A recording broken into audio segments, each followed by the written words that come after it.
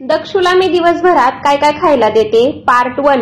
नमस्कार मंडळी, मी शुभांगी आणि हा आहे माझा 7 महिन्याचा मुलगा दक्ष। आज मी त्याला सकाळी नाश्त्यामध्ये नाचणी दिली होती, तरी ते थोडंसं तूप घेतलंय, त्यामध्ये 2 चमचे नाचणी छान अशी भाजून घेतली, खूप सारं पाणी ऍड केलं, मस्त मंद आचेवर ते शिजवून घेतलं, एकदम छान टेस्टला, मुलं खूप आवडीने खातात। यामध्ये तुम्ही खजूर किंवा तुमचं बाळ जर 7 महिन्याच्या वर असेल तर तुम्ही यामध्ये केळी सुद्धा ऍड करून देऊ शकता। मी सिंपलच असं बनवलं होतं।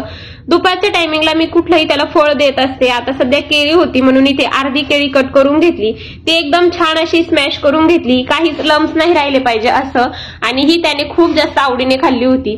त्यानंतर संध्याकाळच्या जेवणामध्ये मी त्याला बनवलं होतं डाळ सॅरेलॅक, जे मी घरी बनवलेलं आहे। इथे अर्धा चमचा मी तूप घातले, त्यामध्ये थोडेसे जिरे घातले आणि 2 चमचे सॅरेलॅक छान असं तुपामध्ये भाजून घेतलं, त्यामध्ये भरपूर सारी पाणी ऍड केलं आणि छान मंद आचेवर ते शिजवून घेतलं।